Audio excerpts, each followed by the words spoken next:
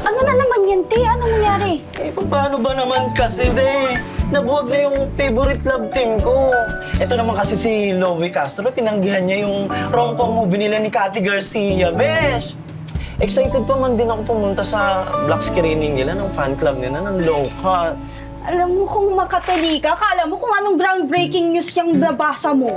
Groundbreaking ito sa akin, no? At saka sila ang nagpabuhay sa akin at nagpabalik sa akin sa panonood ng mga local series and films.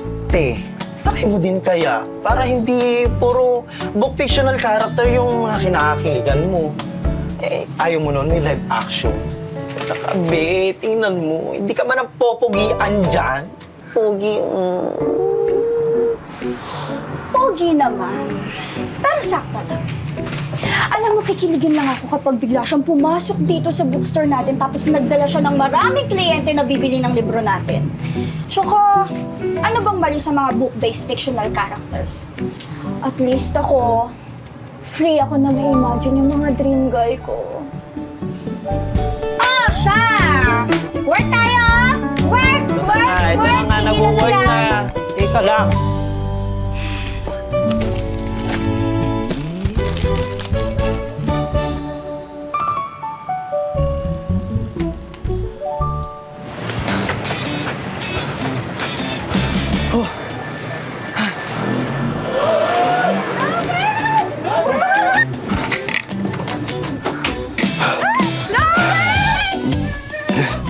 Nasaan na ba si Loie Castro? Promise, nakita ko talaga siya.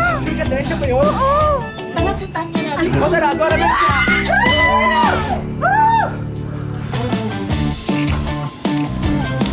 Ay, salamat. Munti ka na.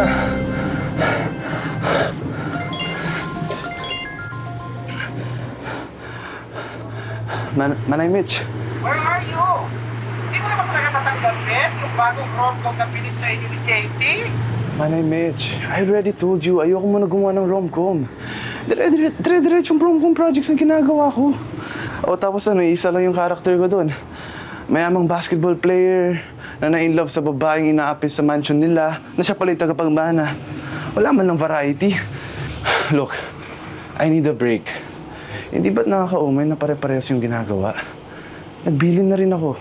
Anyway, I'm in a bookstore, so I have to keep quiet. Okay? Bye.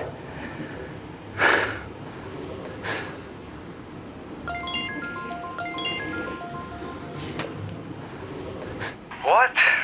OMG, Lowen. Why are you so mean? Ano bang problema mo? Eh, sinabi ko na sa'yo, huwag ka tumawag eh. I'm on a break. Ah, you're on a break. Pues, I want to work. Bakit hindi mo tinanggap yung bagong movie offer natin? Alam mo, kung hindi ka seryoso sa showbiz career mo, mabuti pa tumigil ka na lang. Eh, ano bang bago sa movie offer na hindi pa natin nagagawa? Hindi ka ba napapagod sa mga fan service na ginagawa natin? Ako kasi pagod na eh. Madali lang naman lahat to. Kung pagbibigyan natin yung fans natin. At totohanin na natin yung on-screen relationship natin. We both know we're not compatible. Okay? I'm busy. Talk to you soon.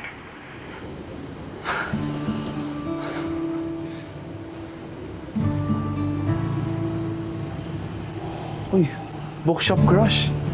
Hey, that's chubby me. And that's April. Dito kaya siya?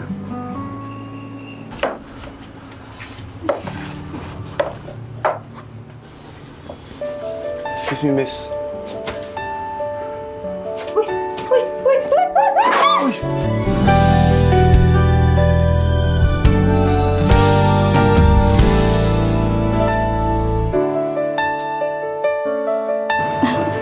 Kuya, pwede mo na akong ibaba. Ay, Kuya, salamat sa pagsaluwa. You are? Lowen. April. Eh, hindi ba niya ako kilala? Parang familiar ka. Okay ka...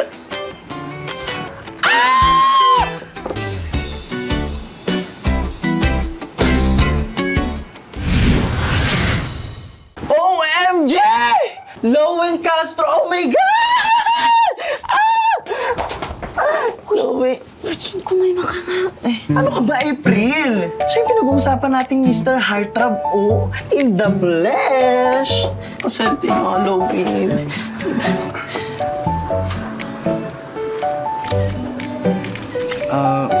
Pwede favor. Huwag mo muna post today kasi umuwi ako dito to rest and detach from showbiz eh. Okay lang ba? Sorry, sir. Pasensya na po talaga sa friend ko. Ano po ba, may specific book po ba kayong hinahanap? Arts, philosophy? Ano po bang hinahanap niyo po? April Sandoval. Alam mo pangalan ko? Ikaw nga! Di mo na ako naalala? Sorry, sir. Hindi po kasi ako nanonood ng TV eh. Ah.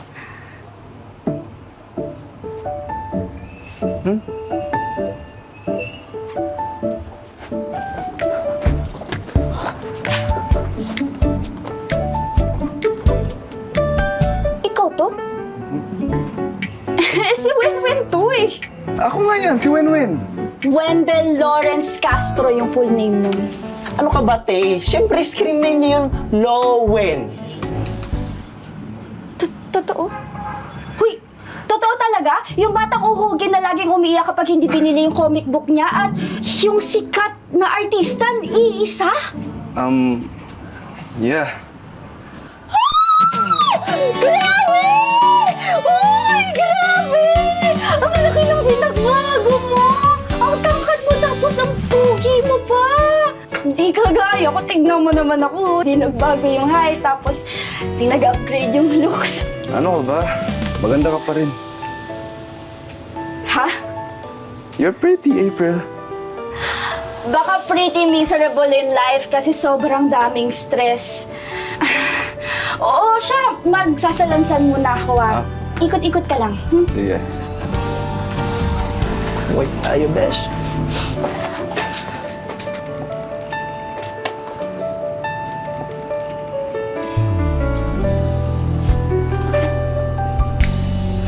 Lowen, i-share mo naman yung story about your childhood crush or first love. I met my first crush when I was 7 or 8 years old. It's a girl na na-meet ko sa isang bookstore located just 2 blocks away from our ancestral home. There's this young girl na anak ng isang bookstore owner. May pagka-bully at lagi niya ako inaasar kasi iyakin ako nun eh. Masyado akong sensitive that time dahil mataba ako nun eh, chubby ako nun eh. Ako ba yun? Ba, hindi ko naman siya binubuli ah. Uy, nito! Alam mo, huwag na huwag ka na talagang babalik dito. Hindi! Naku!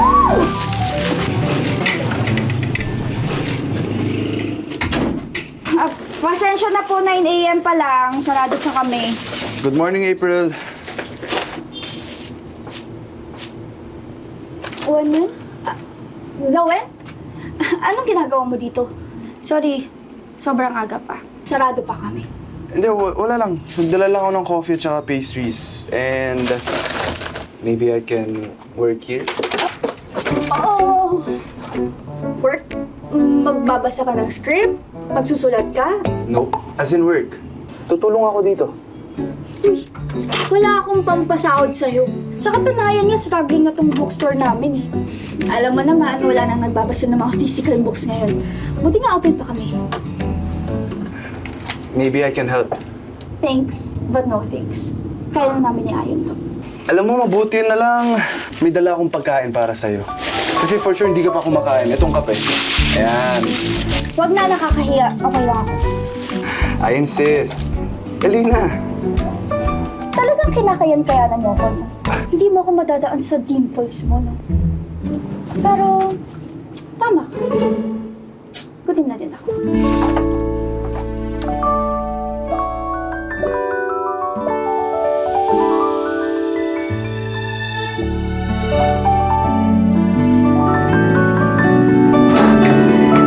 What in a rom-com scene is this?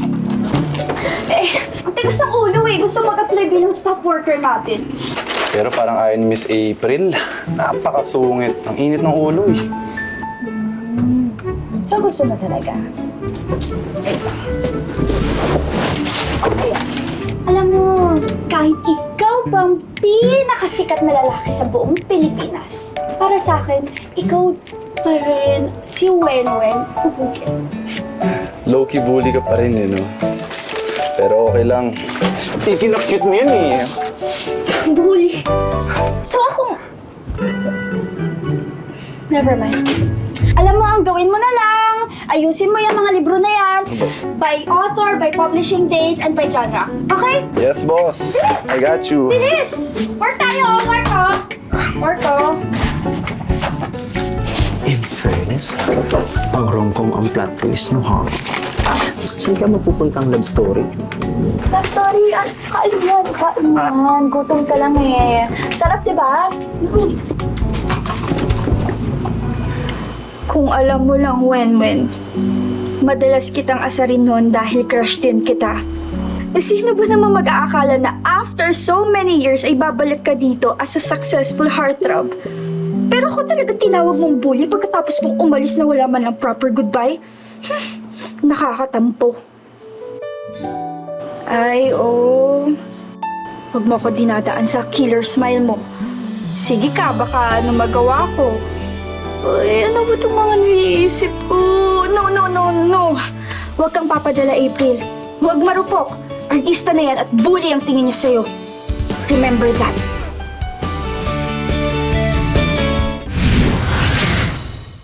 Hoy! Uy! Di ba gusto mo makatulong? Sort out mo yung mga thick science books, tapos palitan mo na din yung ilaw kasi mapupundi na. Tapos palitan mo na din yung doorknob dahil sira na. Marunong ka naman magpalit, diba? Oh! Okay.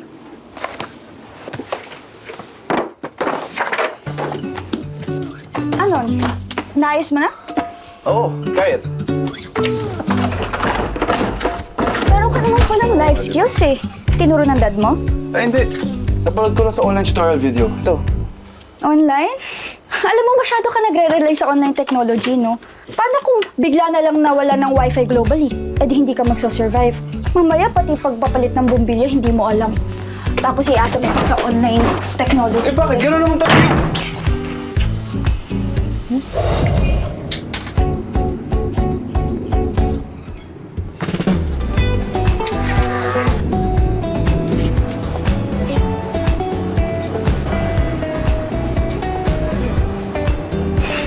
Hoy!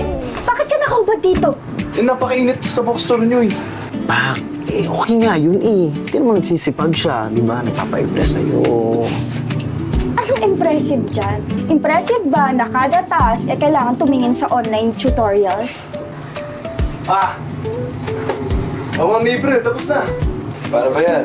Na-sort out ko na yung science books alphabetically. Napalitan ko na rin yung doorknob ng banyo at napalitan ko na rin ang kunting ilaw. Ano pa ba, Ma'am April? Trouble done. Mag-t-shirt ka na, baka mamaya makita ka ng mga customers dyan.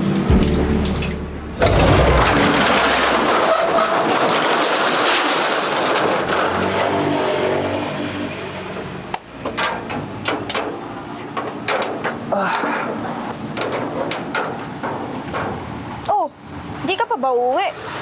Kain muna tayo. May binili akong balot. Marunong ka bang kumain yan? Oo naman. Tara, kain tayo. Kuha ka. Oh, may isa pa yan. Hati tayo. Oh, tignan mo nga naman, no? Grabe, no?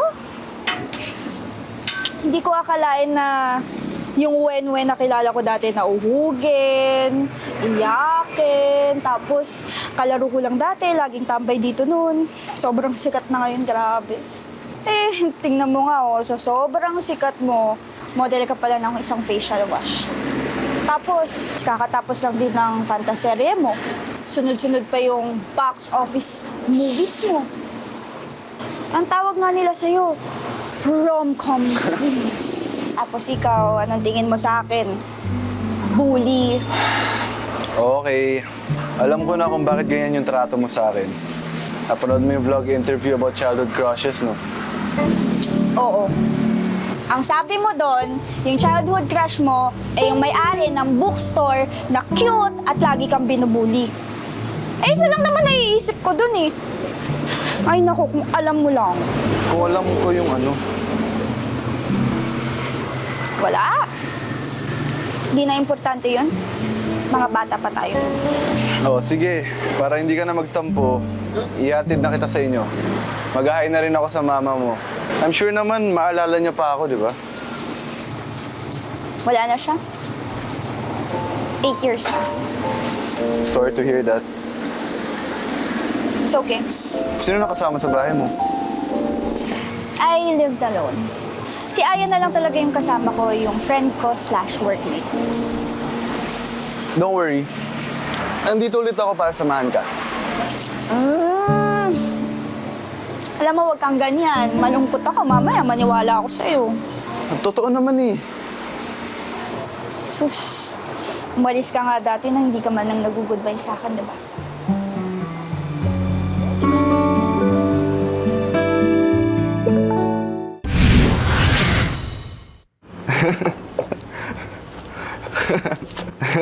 Anong tinatawa-tawa mo dyan?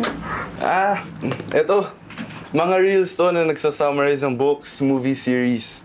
Alam mo ba, malaki yung epekto ng madalas na panonood ng short-form videos mentally. Bakit hindi mo try magbasa ng libro? For a change, diba? Hindi na, nakakatamad.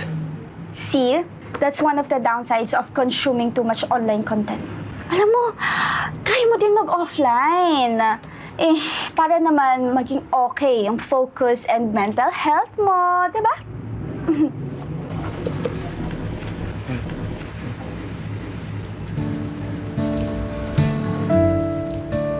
Oh, eto. Try mo basahin. That's practical. Ano nga to?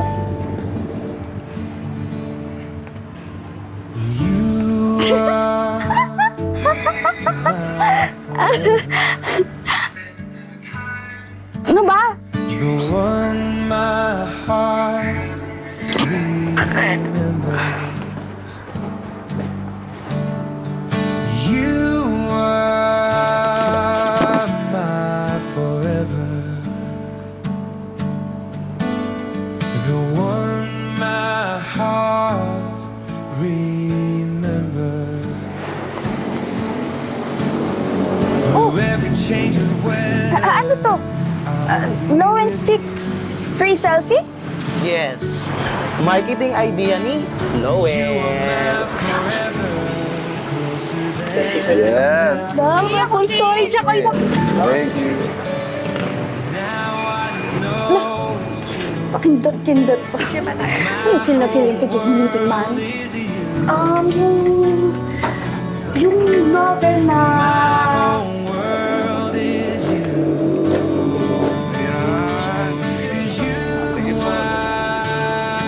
Fairness, one man is still the same kid. Mabait, sipag at humble. Kahit na Delowen Castro na siya. Teka, bakit parang natutuwa ako sa kanya ulit? Hoy April, huwag kang marupok. Mr. Heartthrob na yan. At isa kang hamak na bookstore girl lang. Kalmahan mo, Heart. Wen, salamat sa mga paandar mo kanina. Kahit ng mga fans mo, pumunta talaga sila dito. Right? Tanong ko lang, anong pakiramdam ng sikat? Yung dinitilian ka, tapos madami nagpapapicture sa'yo kahit private time mo. Curious lang. Well, sa umpisa, nakakatuwa talaga siya. Lalo na kapag nakakuha mo yung roles, gigs, appreciation na gusto mo. The money's there. Pero, mahirap maging showbiz. You have to show up kahit hindi ka okay. May pressure din sa fans and management. May girlfriend ka na ba? Yung Katie. Kayo ba talaga nun? Wala akong girlfriend. Wala rin akong plano i-pursue si Katie romantically. Nagkataon lang talaga na nag-hit yung show namin. So, ayun, the management decided na maging steady love team na lang kami. Ikaw, may boyfriend ka na? Ako? No boyfriend since birth. Kasi di naman ako, di ba? Hindi nagba-makeup, hindi nag-aayos ng buhok, may makapal na glasses, tapos hindi pa lumalabas. Minsan, hindi pa naliligo. Sino ba naman magkakagusto sa akin, di ba? Maganda ka naman. Pero kaya pala may amoy, no? Maligo ka kasi muna. Alam mo, ikaw, visit ka talaga eh. Ikaw, Bakit? ikaw talaga ah. Wala ditong sikat-sikat. Kahit ikaw pa yung pinakasikat na lalaki sa buong mundo, sa buong Pilipinas, ikaw pa rin si Wen-Wen. Ugen, ugen, ugen, Wow, ugin, Oo. iyakin. Iyakin. Teka nga. Ha? Sino iyakin sa atin? Sino, ha? Ay, ano ba?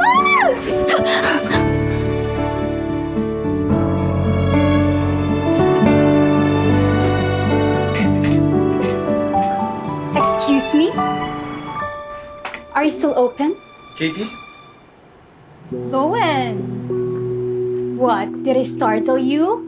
Or you're not happy to see me? Sorry, na-surprise lang ako. Paano mo nalaman na nandito ako? Or may bibilhin ka ba? Nakita ko lang yung post ng isang fan mo na dumaan dito some days ago and took a selfie with you. By the way, who's this friend of yours? Oh, this is April, my childhood friend. April, this is my colleague, Katie. Colleague?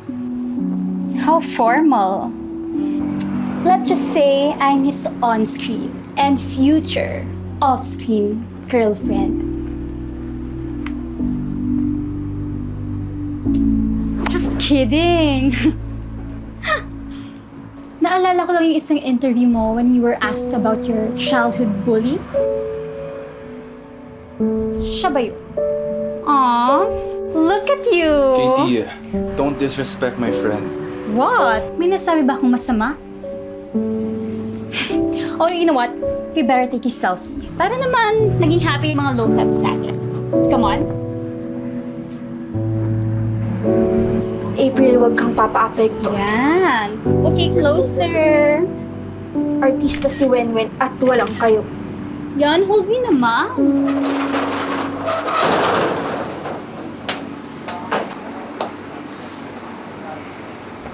Salamat sa pagtulong. Ihatid na rin kita sa inyo. Ay, hindi na. Kaya ko na. Malapit lang naman yung studio apartment ko dyan. Ay na. Hindi na.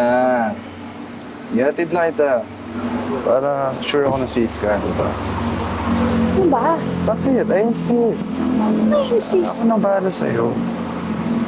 May para safe ka. Pumayag ka na. Wala kang magagawin. Ihatid na kita. Hindi nga.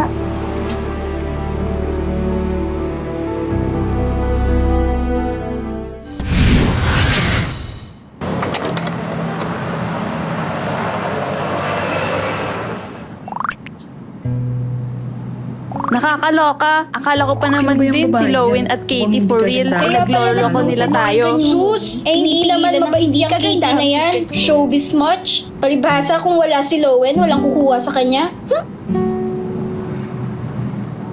Bakit nandito ka na naman? Nag-dinner ka na? Treat kita. Hindi ko kailangan yan. April, sandali. Ano ba? Lowen, bakit babalik ka ng balik dito? Hindi mo ba nababasa yung mga comments sa akin online? Kinukuyog na ako ng mga fans nyo ni Katie. Umalis ka na lang kasi! Babalik ka na sa showbiz world! Layuan mo na ako! Please, April, let's talk. Let me protect you. Bakit ba ginagawa mo pa to, Lowen? Ano ba? Ano bang meron? Sabihin mo nga sa akin. Because I love you. I really love you. Simula nung bata pa tayo, mahal na kita. Mahal mo ako. Wow! Ano bang tingin mo sa atin dito? Nasa taping tayo? Nasa rom-com movies mo tayo? Nasa realidad tayo, Rowan. Wala tayo sa taping. At kung ano man yung nangyayari ngayon, hindi ako natutuwa. Nakaka-stress! Sandali, April, Ano please! ba? Sorry, Wen-Wen! Lowen, o kung sino man yung kaharap ko ngayon. Ayusin mo muna yan. At yung management mo, tell them what you really want for your career. At bumalik ka na lang kapag desidido ka nang ipaglaban ako. At yung sarili mo.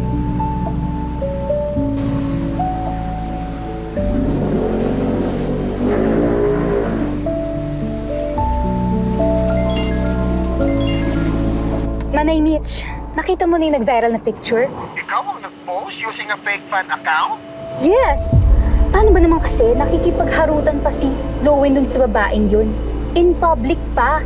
So ikaw pala talaga ang pasimuno ng mga paninira sa alaga ko noon pa man?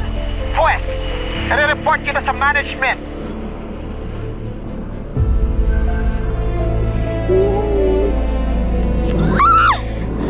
Hi, Manay Mitch. I guess you heard the good news.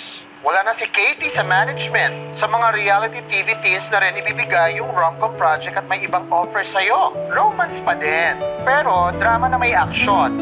Willing ka na bang bumalik? I'll consider the offer. But I have one condition.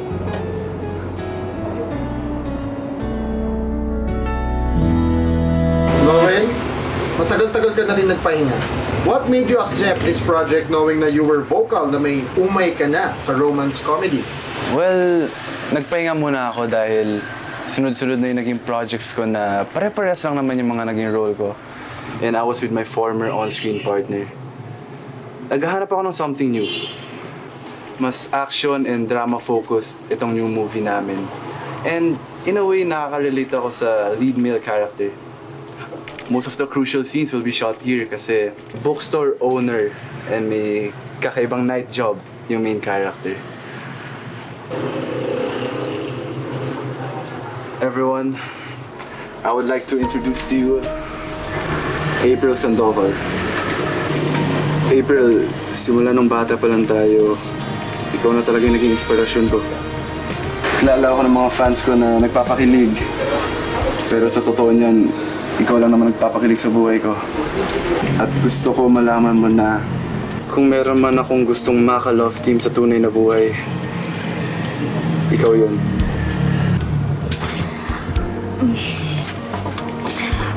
Okay lang ba sa'yo kung isang bookshop keeper lang yung magiging ka-love team mo? Oo naman. Basta wala ka na ibang leading man kundi ako. You are my forever. The one my heart remembers. Through every Ikaw? Manuel ko, gawin mo? Hindi ako ahas! Napakalandi mo, bakla ka! May asawa na sila. Kayo ni Lucas wala pa. Kaya wala kayong choice. You have to go to your lolo's place. Chick boy ng pamilya. Nilalang, chick na boy pa. 2-in-1. Hoy, cheater! Baka hindi mo gustuhan pag ako yung nagsalita kay Lucas. Kala mo ba hindi kita kakatulan? Ibibigay ko ang hinahanap mo. Bring it up.